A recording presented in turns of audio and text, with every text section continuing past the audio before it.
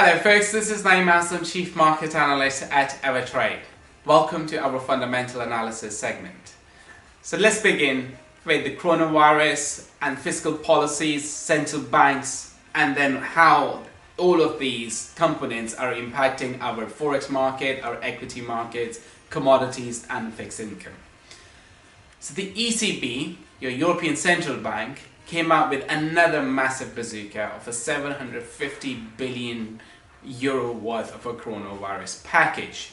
Now the language of this particular stimulus package seems to be very well welcomed within the investment community, because a large number of investors are pretty confident that the current measures announced by the European Central Bank, they are perhaps sufficient to restore the confidence and assure investors that this world of equity market and everything else which is intact with that isn't going to go off rail. Meaning the recovery will continue to its journey to the upside.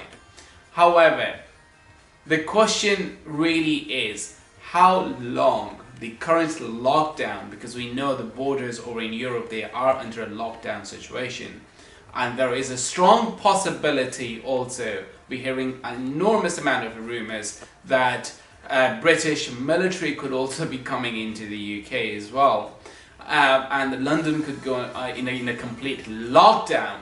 So the question and the dilemma over here is that yes, these stimulus measures are coming from the fiscal and from the monetary policy front, but how long the lockdown is going to really last? Because right now we do not have a one specific date that when that lockdown is going to expire. Right now we have not seen a situation where we can see that yes, we have seen the peak of coronavirus cases, and from here we can see that it is no longer going to continue to rise because there is a lid on the situation, so this is enough. So I think this particular concern for investors is keeping them on a sideline to an extent, or perhaps not allowing them to come into the market and going all in.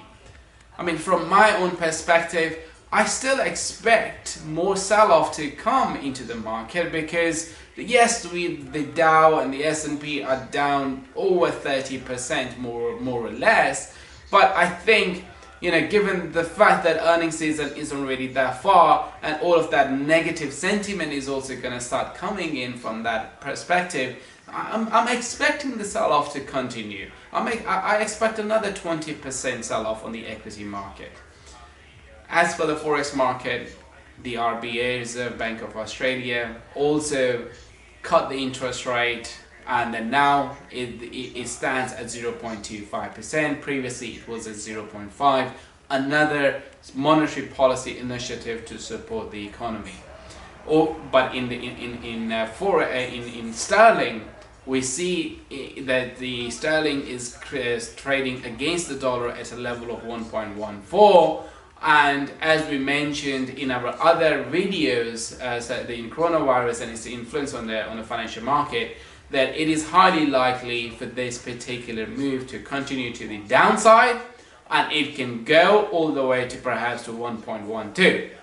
To finish off, in the commodity space, I'm looking at gold, and the fact that it has dropped below the level of 1500 says to me that investors are still liquidating their positions in gold, because if that wasn't the case, with a loose monetary policy, with also support from the fiscal monetary policy, we should see that surge coming into the gold price, but we're not seeing that because investors are still influenced or affected by this over 1,000 point move on a daily basis when it comes to the Dow Jones, which has put enormous amount of pressure on their portfolios. So they're facing an enormously dire condition or situation when it comes to that, and hence they have to liquidate.